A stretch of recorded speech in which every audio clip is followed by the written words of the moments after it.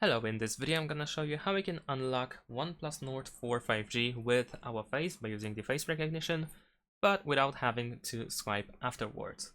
So normally when you are in the lock screen, then you need to of course point towards your face, but if you do that, then you will see that we have the lock unlocked, but the device is still locked anyway. So I mean, we need to swipe afterwards in order to get to the home screen. We can actually change that, and all we need to do is go to the settings, and in the settings you want to go to security and privacy, and now over here we need to scroll down and go to face unlock, then go to face and fingerprint unlock, and then select face.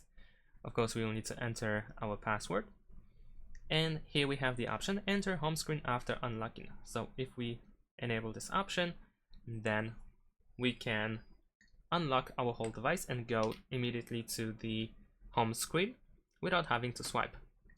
There we go. So that's pretty much it. Thanks for watching, leave a like and subscribe to my channel, and see you in my next videos. Bye!